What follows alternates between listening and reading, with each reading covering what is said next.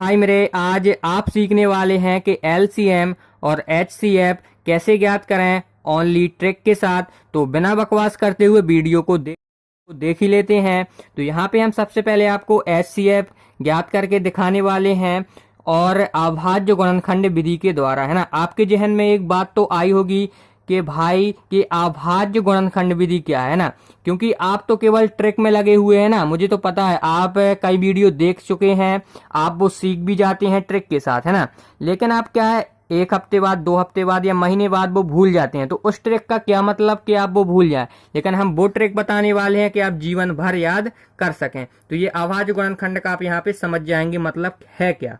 तो अभाज्य गुणनखंड का मतलब ये है कि इसका गुणनखंड ऐसे करना है कि सबसे छोटी संख्या से काटो, है ना। अगर उससे न कटे तो फिर बड़ी संख्या में जाओ। यहाँ पे हम आपको बताते हैं, जैसे कि 12 आप 2 से भी काट सकते हैं और 3 से भी काट सकते हैं। तो अभाज्य गुणनखंड का मतलब ये कहलाता है पहले छोटे से काटो। तो यहाँ पे हम छोटे से काटेंगे 2 से, ना कि 3 से। तो 2 से आप काटेंगे तो 2 के पहाड़े में 12 आता है, कितने बार में? 6 बार में। तो यहाँ अपन 6 लिख देंगे। फिर आप 2 से ही काटेंगे, ना कि 3 से। अगर ना कटे फिर आपको आगे जाना है ना। तो 2 के पहाड़े में 6 आता है 3 बार में। फिर आप 3 से काटेंगे, क्योंकि आपके पास फिर कोई और चारा नहीं बचेगा, आपको 3 से ही काटना पड़ेगा। और जब 1 आ जाता है तो पूरा आपका गुणनखंड ये हो जाता है। ये आपको याद रखना है। तो आपको क्या करना है, 12 के गुणनखंड आपको यहाँ पे इस तरह से लिख लेना है। लिख लिया अपन ने। फिर अपन इसको काटेंगे 15 वाले को। तो यहाँ पे आप देख सकते हैं कि 15 आप किससे काटेंगे? 3 से भी काट सकते हैं और 5 से भी काट सकते हैं, लेकिन आप बताएंगे 3 से, है ना। सही है ये, क्योंकि आपको छोटी संख्या से काटना, अगर ना कटे तो फिर बड़ी संख्या में जाना है। तो यहाँ पे होगा आपका 5 15, फिर आपका होगा 5 कम 5। तो यहाँ पे आपको क्या करना है, 15 के भी गुणनखंड लिख लेना। क्या है? 3 गुणे 5। अब आपको 21 के करेंगे तो यहाँ पे अपन 3 से काटेंगे और 7 से भी काट सकते हैं ना। क्यों नहीं काट सकते? 30 7 21 होता है और 7 21 होता है, लेकिन अपन पहले छोटी से काटेंगे, अगर ना कटे तो बड़ी में जाते हैं। ये आपको बिल्कुल समझ लेना है।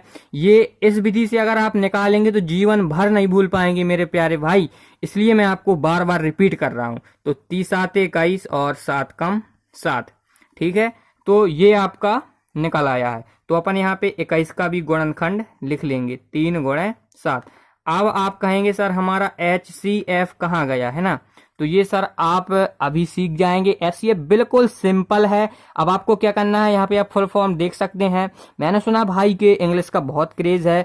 मैं पहले पिछली वीडियो में इंग्लिश का ज़्यादा यूज नहीं करता था, लेकिन कई मुझे खुद दिक्कत जाती है कि मुझसे भी ज़्यादा इंग्लिश नहीं बनती, लेकिन मैं कोशिश हर वीडियो में करूंगा कि अब इंग्लिश से भी ज़्यादा समझाया जा सके ना, कि मैं भी सीख जाऊंगा और आप तो भी सीख जाएंगे। हिंदी में मतलब कहलाता है मातम समावर्तक, और इंग्लिश का मतलब है हाईएस्ट कॉमन फैक्टर, यानी कि उभयनिष्ठ, है ना। हाईएस्ट का मतलब कहलाता सबसे बड़ा, और कॉमन का मतलब उभयनिष्ठ, और फैक्टर का आप मतलब जानते ही होंगे, गुणनखंड। तो आप एचसीएफ कैसे निकालेंगे? ये जो सबसे बड़ा हो और सबसे अलग हो, यानी कि कॉमन यानी कि सेम, अलग नहीं, ये सेम। इसका मतलब है, कॉमन का मतलब क्या कहलाता है? सेम हो। हाईएस्ट का मतलब सबसे बड़ा हो। फैक्टर यानी गुणनखंड। तो ये आपको इस प्रकार से HCF ज्ञात करना है कि सभी गुणनखंड में जो सबसे बड़ा हो और सेम हो, वो फैक्टर आपका क्या होगा? HCF। तो यहाँ पे आप देखें, यहाँ पे 3 12 के गुणनखंड में भी है, और 15 के गुणनखंड में भी 3 है, और 21 के भी गुणनखंड में भी 3 है। तो और ये आपका हाईएस्ट बड़ा भी है। देखो यहाँ पे अगर कॉमन देखा जाए तो कॉमन में ये सबसे बड़ा भी है, और ये सब में पाया भी गया है ना, सभी में। तो ये इसका HCF क्या होगा? 3। अगर आपको नहीं समझ में आया तो एक बार अपन फिर रिपीट कर देते हैं। HCF इस प्रकार से ज्ञात किया जाता है कि जो सबसे बड़ा हो और सब में सेम हो। देखो यहाँ पे आप कहेंगे सर ये 7 भी तो बड़ा है, लेकिन ये 7 बड़ा है, लेकिन 15 और 12 के फैक्टर में यहाँ पे 7 7 नहीं दिया गया, तो ये आपका आंसर नहीं होगा, ना कि 5 होगा यहाँ पे। लेकिन आप 3 देख सकते हैं कि ये फैक्टर जो आपका है ना, ये आपका बड़ा भी है और सब में है भी, यानी कॉमन भी है, सब में आपका है भी, है ना। तो ये आपका आंसर हो जाएगा। अब आप क्या करेंगे कि एलसीएम ज्ञात करने की ट्रिक सीख जाएंगी। एलसीएम तो भाई मेरे और सरल है ना, एलसीएम तो बिल्कुल सरल है। आपको क्या करना है कि ये 15 और कॉमा लगाना है, 15 के नहीं भाई, 15 21 और 12 था ये अपना। तो ये आपको इस प्रकार से लिख लेना है, और ये आप इसका फुल फॉर्म पढ़ ही सकते हैं, इसको समझाने की जरूरत नहीं है। ये बिल्कुल छोटी सी बात है। एलसीएम आप फर्राटेदार निकालने वाले हैं केवल 1 सेकंड, बस आपको ये गुणनखंड कर लेना है। गुणनखंड किस प्रकार से काटेंगे आप, अगर 3 से काटेंगे तो 3 चौको 12 हो जाएगा, और 5 15 हो जाएगा, और 30 7 21 हो जाएगा। अब आप किससे काटेंगे, है ना, अभाज्य गुणनखंड के द्वारा काटना है। पहले आप क्या करेंगे, छोटी से काटेंगे, अगर नहीं काटेंगे तो बड़े से काटेंगे। तो आप यहाँ 4 को किससे काट सकते हैं, 2 से भी काट सकते हैं और 4 से भी काट सकते हैं, लेकिन अपन काटेंगे किससे, 2 से। तो 2 दूनी 4, और 2 के पहाड़े में भाई मेरे 5 तो आता नहीं है, तो ये 5 जहीं का तहीं रहेगा, ना 7 आता है तो ये भी आपका जहीं का तहीं रहेगा। अब आप किससे काटेंगे, एक और रूल है कि आपको क्या है, पहले छोटे को काटिए, फिर जो उससे थोड़ा बड़ा हो उसको काटिए, फिर जो उससे बड़ा हो फिर उसको काटिए, है ना।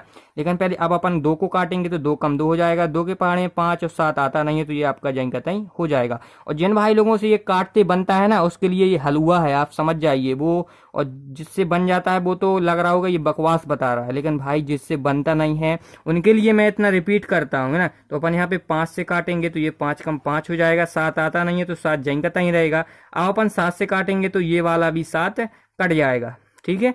तो यहाँ पे जो आपके यहाँ पे गुणनखंड आए हैं, इनको आपको यहाँ पे लिख लेना है, 3 गुणे 2 और गुणे 5 गुणे 7। अब यहाँ पे आपका निकलने वाला है एलसीएम। बिल्कुल यहाँ पे आप इनके आपस में गुणा करा दीजिए, आपका आंसर आ जाएगा। देखो कैसे, 3 दूनी 6, 6 दूनी 12, और 12 पंचे 60, और 60 का गुणा जब आप 7 में करेंगे ना, तो ये आपका आंसर आ जाएगा 6 7 42। इसका आंसर क्या है, एलसीएम 420। ये आपका आंसर निकल के आ चुका है ना। तो एलसीएम तो निकालना और सरल है। जिस भाई लोगों को एचसीएफ निकालना भी नहीं सीख पाए हैं वो इस उदाहरण में बिल्कुल सीख जाएंगे, ठीक है। तो ये 8 9 25 वाला यहाँ पे लिख लेते हैं। तो यहाँ पे एक अपन पहले 8 का निकालेंगे, फिर 9 का निकालेंगे और 25 का निकालेंगे। इसको काटेंगे 2 से तो 2 चौको 8 हो जाएगा, 2 दूनी 4 हो जाएगा, और 2 कम 2 हो जाएगा। जब आप 9 को काटेंगे तो 3 से काटेंगे, 3 तिरका 9 और 3 कम 3। और यहाँ पे आप इसको काटेंगे 5 से, 5 25 और 5 कम 5। ये आप यहाँ देख सकते हैं कट चुका है ना। अब आपको क्या करना पड़ता है, एचसीएफ ज्ञात करना है ना इसका। तो आपको पहले 8 के फैक्टर लिख लेने हैं, 2 गुणे 2 गुणे 2। फिर आपको 9 के फैक्टर लिख लेने हैं, 3 गुणे 3। फिर यहाँ पे आपको 25 के फैक्टर लिख लेने हैं, तो 5 गुणे 5। अब इसका एचसीएफ क्या होगा, तो मैंने आपको क्या बताया था, जो सबसे बड़ा हो और सभी में जो सेम हो वो कहलाता है एचसीएफ। तो यहाँ देखें कि कोई भी ऐसी कोई संख्या है जो सम में है, जैसे 2 है यहाँ पे, तो 2 इस 8 में है, लेकिन 9 और 25 के गुणनखंड में नहीं है 2, तो ये 2 तो आंसर आपका हो ही नहीं सकता। अब यहाँ पे आप 3 देखें कि 3 इसमें है, तो ये हो सकता है क्या, देखिए चेक करते हैं। तो 25 में भी 3 नहीं है, मतलब 25 के गुणनखंड में भी 3 नहीं है ना, 8 के गुणनखंड में 3 है, तो 3 भी नहीं हो सकता। तो यहाँ पे आप 5 चेक करेंगे तो 5 भी नहीं है। तो आप कह रहे होंगे भाई तो बताइए आंसर इसका क्या है। इसलिए तो मैंने कहा है, आप अगर 2 एग्जाम्पल सीख लेते हैं तो दुनिया की ऐसी कोई शक्ति नहीं भाई मेरे कि आप एचसीएफ ज्ञात ना कर पाए। तो इसका आंसर क्या होगा हम आपको बताते हैं। तो इसका आंसर होगा, जब यहाँ पे कोई आपका ना मिले तो यहाँ पे आप देख लीजिए कि सभी के गुणा में 1 तो होता ही है, ये आप बचपन से जानते हैं। अगर आप इनका इसमें 1 का गुणा कर देंगे कोई फर्क नहीं पड़ेगा इसका, इसलिए इसमें सेम ये हो जाएगा 1 1। तो इसका आंसर क्या हो जाएगा, 1 हो जाएगा, है ना। ये आप समझ गए होंगे बिल्कुल अच्छी तरह से, है ना। तो अब आपको क्या करना है, एलसीएम इसका ज्ञात करना है। तो एलसीएम ज्ञात कर लेते हैं, 8 9 और 25। अब आप पहले इसको काटिए किससे, 2 से, है ना।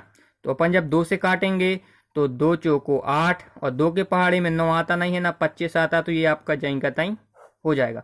फिर आप 2 से काटेंगे तो 2 दूनी 4, ना 9 आता है ना 25 आता, तो ये भी आपका जहीं का तहीं रहेगा। फिर आप फिर 2 से काटेंगे, 2 कम 2, 9 नहीं आता ना 25 आता, तो आपका 2 तो समाप्त हो चुका है कट के। अब आप 9 को काटेंगे तो पहले आप 3 से काटेंगे, तो 3 तिरका 9, 25 तो आता ही नहीं है ना। फिर आप 3 से ही काटेंगे तो ये आपका 3 वाला ये पोर्शन कट जाएगा, 25 आता नहीं है तो ये 25 जहीं का तहीं रह जाएगा, ठीक है। फिर आप किससे काटेंगे, 5 से काटेंगे, 25 कट जाए तो 5 25 हो जाएगा।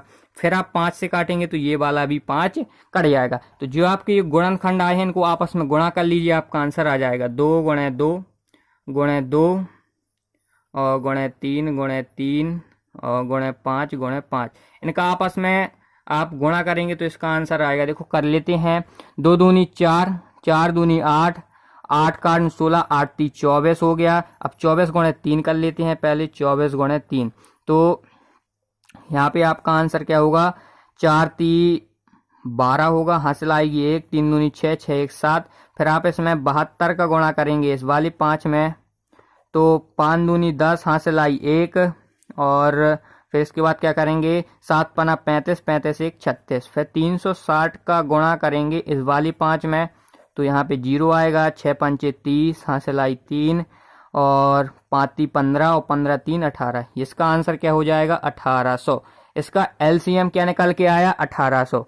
मैं उम्मीद करता हूं भाई कि आपको एलसीएम और एचसीएफ निकालना आ गया होगा। और जिन भाई लोगों को अभी भी समझ में है, मुझे पता है कि एचसीएफ अभी कई भाई लोगों को नहीं समझ में आया होगा, तो वो कमेंट करके बताएंगे कि मुझे यहाँ पे दिक्कत जा रही है, इन एग्जाम्पलों में दिक्कत जा रही है। तो हम जो नेक्स्ट वीडियो होगी वो केवल एचसीएफ के लिए होगी। वैसे तो मैं उम्मीद करता हूँ आप समझ गए होंगे, एक बार और रिपीट कर देता हूँ एचसीएफ कैसे निकाला जाता है।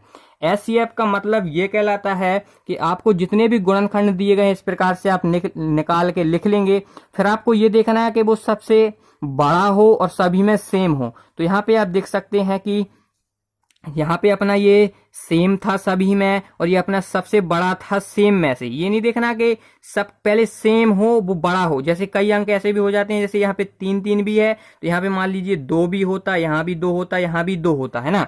मान लीजिए ये आपके फैक्टर हैं, ठीक है, ये रहा। तो इसका आंसर आप क्या बताएंगे, 3 ही बताएंगे, क्योंकि ये आपका 3 बड़ा है और सेम भी है। लेकिन आप यहाँ कहेंगे 2 भी तो सर सेम है, लेकिन ये 2 बड़ा तो नहीं है ना। आपका आंसर क्या होगा, 3। इस प्रकार से आप ये समझ सकते हैं। उम्मीद करता हूँ भाई आप समझ गए होंगे। तो मिलते हैं दोस्तों नेक्स्ट वीडियो में।